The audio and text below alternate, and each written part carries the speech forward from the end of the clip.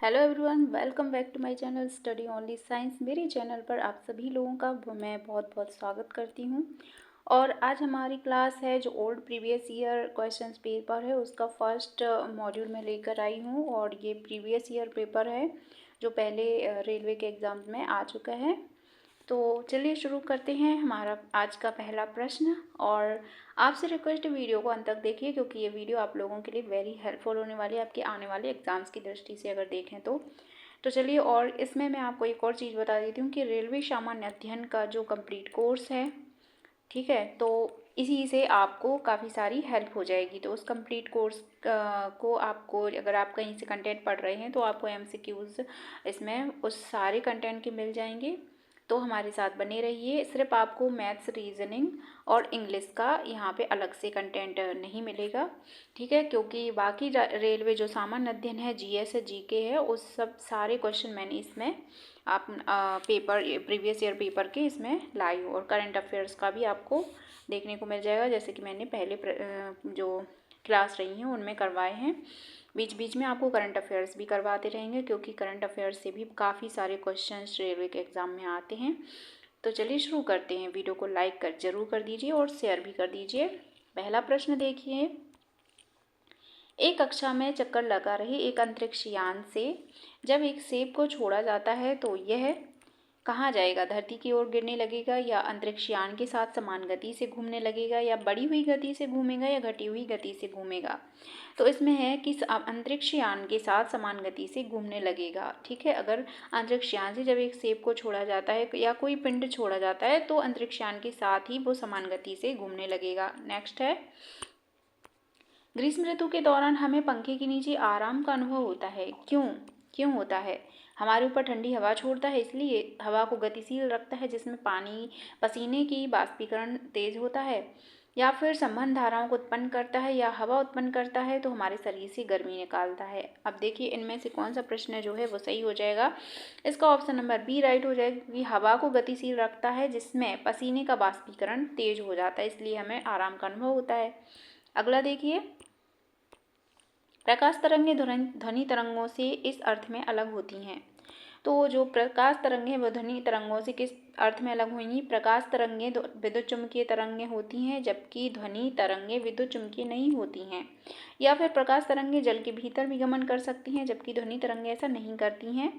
और जो हमारा सी ऑप्शन है, प्रकाश तरंगें सभी माध्यमों से एक ही समान गति करती हैं, एक ही गति से गमन करती हैं, या फिर प्रकाश तरंगें व्यतिकरण उत्पन्न करती हैं जबकि ध्वनि तरंगें नहीं। तो देखिए इसका जो है राइट आंसर हो जाएगा, प्रकाश तरंगें विद्युत चुम्बकीय तरंगें होती हैं जबकि ध्वनि तरंगें जो है विद्युत चुम्बकीय नहीं होती, ये अर्थ अलग हो जाएगा। नेक्स्ट है, किस ग्रह के चारों ओर कोई चक्कर नहीं लगाता है? अब देखिए वो कौन कौन से ग्रह हैं जिनके चारों ओर कोई चक्कर नहीं लगाता है? तो वो ग्रह हमारे बुध और शुक्र ग्रह, ठीक है, बुध और शुक्र ग्रह हैं। अगला देखते हैं, परम शून्य तापक्रम है। परम शून्य तापक्रम क्या है? किसी भी ताप पैमाने का प्रारंभिक बिंदु है, या फिर निम्नतम तापक्रम जो सैद्धांतिक रूप से संभव हो, वह तापक्रम जिस पर सभी द्रव पदार्थ के वाष्प जम जाते हैं, या फिर वह तापक्रम जिस पर सभी पदार्थ बाष्पावस्था में पाए जाते हैं। तो परम शून्य ताप जो है वो कौन सा होगा? निम्नतम तापक्रम जो सैद्धांतिक रूप से संभव हो, ये परम शून्य ताप कहलाता है। इसकी यह परिभाषा कह सकते हैं। नेक्स्ट देखिए, भारी जल है। भारी जल क्या है? तो भारी जल क्या है, इसकी डेफिनेशन, जिसमें वायु अधिक परिमाण में घुलित हो, या फिर जिसमें लवण और खनिज अधिक परिमाण में घुलित हो, या फिर जिसमें हाइड्रोजन की जगह ड्यूटेरियम हो, या फिर जिसमें कार्बनिक अशुद्धियां विद्यमान हो। तो भारी जल कौन सा होगा? तो भारी जल ऑप्शन हमारा सी सही हो जाएगा, जिसमें हाइड्रोजन की जगह ड्यूटेरियम हो, ठीक है। इसे भारी जल की व्याख्या कहते हैं, वह भारी जल कह सकते हैं जिसमें हाइड्रोजन की जगह ड्यूटेरियम मिला होता है। नेक्स्ट है, एनिमल चारकोल प्राप्त किया जाता है किससे? अस्थियों की भंजक आसवन के द्वारा, या फिर वायु के संपर्क में जंतुओं की हड्डियों को जलाकर, या जंतुओं के मांस को जलाकर, या फिर वायु की अनुपस्थिति में जंतुओं की हड्डियों को जलाकर। तो देखिए एनिमल चारकोल जो है वो किस तरह से प्राप्त करते हैं कि हड्डियों के भंजक आसवन के द्वारा, ठीक है। ये एक विधि होती है भंजक आसवन, जिसके द्वारा चारकोल प्राप्त कर सकते हैं, एनिमल चारकोल। अगला देखते हैं, औद्योगिक पैमाने पर पॉलीथीन का उत्पादन इनमें से किसके बहुलीकरण द्वारा किया होता है?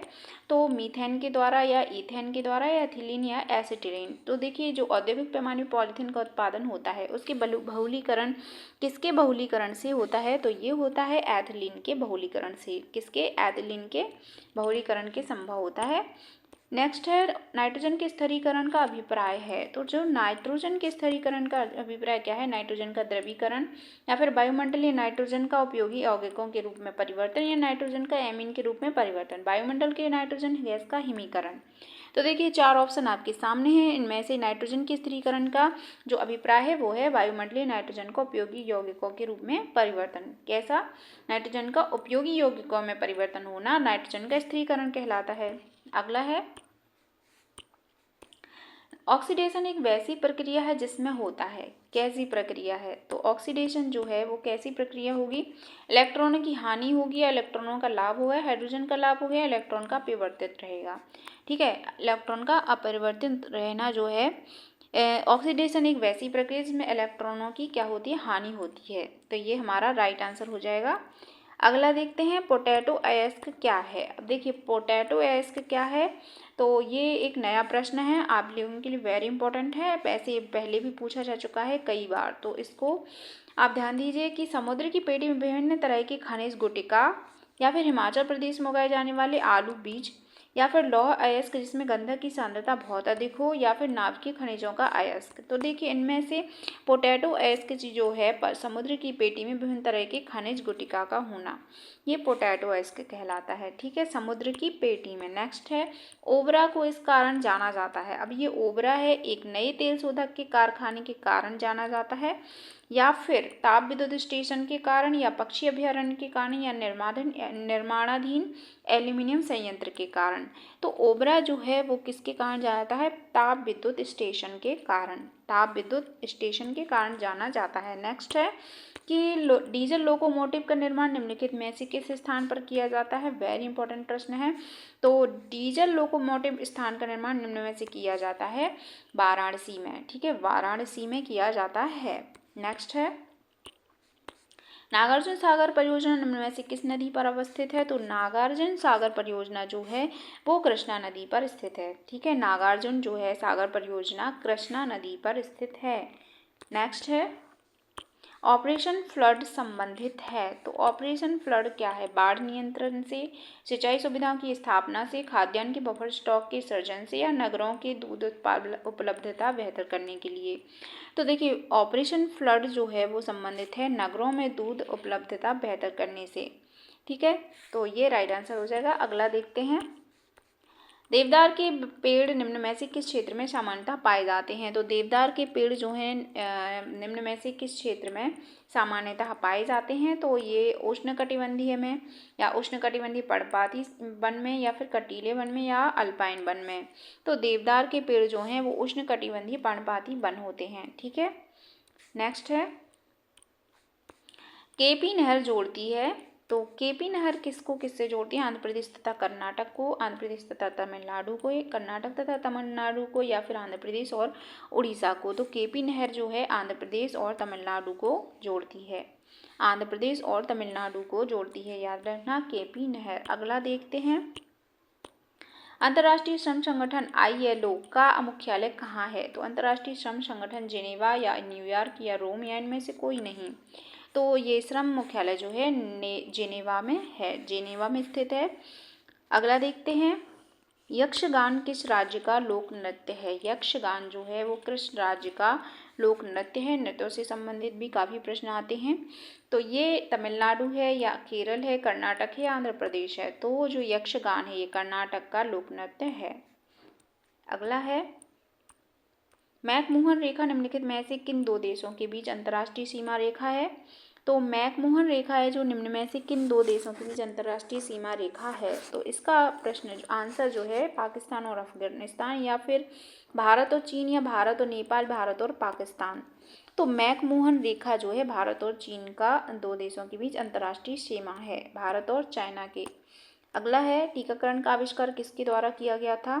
तो टीकाकरण का आविष्कार जो है लुई पास्चर के द्वारा किया गया था। अब देखिए नेक्स्ट प्रश्न है, बास्केटबॉल टीम में खिलाड़ियों की संख्या कितनी होती है। तो जो बास्केटबॉल टीम है उसमें खिलाड़ियों की संख्या 5 होती है, 6 होती है या 7 या फिर 8। तो इनमें से जो है खिलाड़ियों की संख्या 5 होती है बास्केटबॉल में। नेक्स्ट है, किसी राज्य की विधान परिषद की क्षमता संबंध राज्य विधानसभा की कुल सदस्य क्षमता के कितने से अधिक नहीं हो सकती है। तो देखिए ये कितने से अधिक नहीं हो सकती है, 1/3 से। ठीक है, 1/3 से अधिक नहीं हो सकती है। अगला देखते हैं, उच्च न्यायालयों के मुख्य न्यायाधीश और अन्य न्यायाधीश अवकाश ग्रहण कब करते हैं। अवकाश ग्रहण करते हैं तो ये कहते हैं 62 वर्ष में। ठीक है, 62 वर्ष इनकी कार्यकाल आयु होती है। नेक्स्ट है, त्रिशंकु संसद का सही वर्णन निम्नलिखित में से कौन कथन करता है। तो त्रिशंकु संसद भी होती है संसद जिसमें किसी भी राजनीतिक दल को स्पष्ट बहुमत हासिल नहीं हो, प्रधानमंत्री ने इस्तीफा दे दिया हो लेकिन संसद विघटित नहीं किया गया हो, संसद जिसकी कार्रवाई को जारी रखने के लिए आवश्यक कोरम नहीं हो, या इनमें से कोई नहीं। तो इसका आंसर होता है प्रधानमंत्री ने इस्तीफा दे दिया हो लेकिन संसद विघटित नहीं किया गया हो। ठीक है, नहीं सॉरी, इसका ये आंसर नहीं है। इसका आंसर ये संसद जिसमें किसी भी राजनीतिक दल को स्पष्ट बहुमत हासिल नहीं हो, तो ये त्रिशंकु जो है संसद कहलाती है। अगला देखते हैं, आपात स्थिति की घोषणा करने का अंतिम प्राधिकार किसे प्राप्त है। तो संसद को है या फिर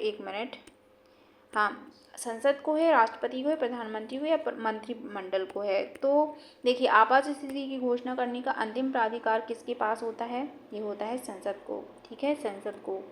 अगला देखते हैं, ग्रह क्वेश्चन मार्क है, यानी कि ग्रह क्या है। दीप्त पिंड होते हैं जो टिमटिमाते हैं, या अदीप्त पिंड होते हैं जो टिमटिमाते हैं, या दीप्त पिंड होते हैं जो टिमटिमाते नहीं हैं, या अदीप्त पिंड होते हैं जो नहीं टिमटिमाते हैं। तो इसका आंसर हो जाएगा ये अदीप्त पिंड होते हैं और ये टिमटिमाते नहीं हैं ग्रह। अगला देखते हैं, ऊपरी अंतरिक्ष में अंतरिक्ष यात्री, अब देखिए दिन में नक्षत्रों को नहीं देख सकता, नक्षत्रों को देख नहीं सकता, या फिर सूर्य की विपरीत दिशा में दिन में नक्षत्रों को देख सकता है, या फिर दिन में सभी दिशाओं में नक्षत्रों को देख सकता है। तो इसमें से ऊपरी अंतरिक्ष में अंतरिक्ष यात्री जो होता है वो दिन में नक्षत्रों को नहीं देख सकता है। ठीक है, अगला देखते हैं, साबुन के बुलबुले श्वेत प्रकाश में देखने पर डैश के कारण बहुरंगी दिखते हैं। तो किसके कारण बहुरंगी दिखते हैं, पतली परत द्वारा प्रकाश के प्रकीर्णन से, या फिर पतली परत द्वारा प्रकाश के व्यतिकरण से, या प्रकाश के परिक्षेपण से, या साबुन विलयन के रंगों का विलक्षण होता है। तो इसका आंसर क्या हो जाएगा, पतली परत द्वारा प्रकाश के व्यतिकरण से ये हमें रंगीन दिखाई देते हैं, बहुरंगी। ठीक है, अगला देखते हैं, निम्नलिखित में से कौन सी युक्ति वैद्युत ऊर्जा को यांत्रिक ऊर्जा में परिवर्तित करती है। तो डायनेमो या परिणामित्र या फिर विद्युत मोटर या प्रेरक। तो देखिए इसमें से विद्युत जो युक्ति है वो वैद्युत ऊर्जा को यांत्रिक ऊर्जा में परिवर्तित कौन सी करती है, वो करती है वैद्युत मोटर। ठीक है, विद्युत मोटर। अगला देखते हैं, नाभिकीय रिएक्टर में विमंदक का प्रकार है। विमंदक का प्रकार क्या है, द्वितीयक न्यूट्रॉन की संख्या का विमंदन करना, या द्वितीय न्यूट्रॉन को धीमा करना, विखंडनीय नाभिकों की संख्या बढ़ाना, या विखंड प्रतिक्रिया का नियंत्रण करना। तो देखिए नाभिकीय रिएक्टर में जो विमंदक का कार्य होता है, प्रकार होता है, उसका कार्य क्या होता है, द्वितीयक न्यूट्रॉन की गति को धीमा करना, द्वितीयक न्यूट्रॉन जो होते हैं उनको धीमा करना। अगला देखते हैं, कपड़े के रंग का विरंजन करने वाला अभिकारक है। अब देखिए कपड़े का रंग का विरंजन यानी कि उसे रंगहीन करना, सोडियम क्लोराइड या फिर सल्फर डाइऑक्साइड, कार्बन डाइऑक्साइड या सल्फर ट्राइऑक्साइड। तो कपड़े के रंग का विरंजन करना क्या होता है, सल्फर डाइऑक्साइड वाला अभिकारक जो है वो सल्फर डाइऑक्साइड होता है। अगला देखिए, मरकट डैश से बनता है। मरकट डैश किससे बनता है, बेरिलियम से, क्रोमियम से, एल्यूमिनियम से या मैग्नीशियम से। तो मरकट डैश बनता है बेरिलियम से। किससे, बेरिलियम से। नेक्स्ट है, लाल कुर्ती वाले आंदोलन का उद्देश्य था। क्या उद्देश्य था लाल कुर्ती वाले आंदोलन का, स्वतंत्र पख्तूनिस्तान का सृजन, पाकिस्तान का सृजन, भारत में मजदूर संघों का क्रियाकलाप, या फिर भारत से अंग्रेजों को भगाना। तो लाल कुर्ती आंदोलन जो हुआ था उसका उद्देश्य क्या था, कि भारत से अंग्रेजों को भगाना। अगला देखते हैं, हड़प्पा सभ्यता में निम्न स्थानों में से असंगत को निकालिए। तो हड़प्पा सभ्यता में कौन कौन से स्थान शामिल हैं, कालीबंगन, मोहनजोदड़ो, लोथल या सुरकोटडा। तो इनमें से जो है मोहनजोदड़ो इसमें से असंगत हो जाएगा हड़प्पा सभ्यता से। अगला देखते हैं, 1993 में शिकागो के धर्मों के विश्व सम्मेलन में भारत का प्रतिनिधित्व किसने किया था? दादा भाई नौरोजी ने, या स्वामी दयानंद ने, स्वामी विवेकानंद ने, या स्वामी परमहंस ने?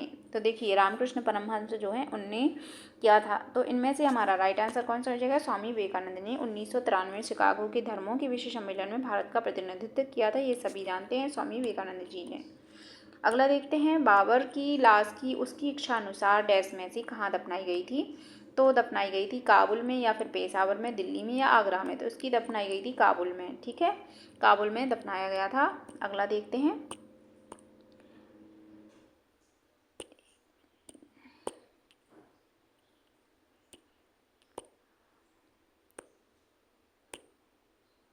ठीक है। तो नेक्स्ट प्रश्न है, भारत में स्वदेशी आंदोलन के दौरान डैश के दौरान प्रारंभ हुआ था? तो स्वदेशी आंदोलन है भारत में गांधी का चंपारण सत्याग्रह के दौरान, या फिर बंगाल विभाजन विरोधी आंदोलन के दौरान, रॉलेट एक्ट अधिनियम के दौरान, या फिर 1919 से 22 में प्रथम असहयोग आंदोलन के दौरान प्रारंभ हुआ था भारत में स्वदेशी आंदोलन?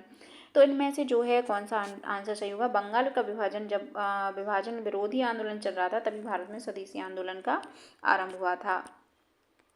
देखिए अगला है, नाइजर नदी का नदी मुहाना है, नाइजर नदी जो है उसका नदी मुहाना कौन सा है? तो इसका राइट आंसर क्या हो जाएगा? जो नदियों से रिलेटेड भी क्वेश्चंस काफ़ी आते हैं, तो आप इन पर ध्यान दीजिए कि ये हुआ था गिनी खाड़ी, मुहाना जो है गिनी खाड़ी बोलते हैं वहाँ पर। अगला है, अन्नपूर्णा पर्वत शिखर डैश में स्थित है? अन्नपूर्णा पर्वत शिखर जो है कहाँ स्थित है? भारत में, नेपाल में, चीन में, पाकिस्तान में?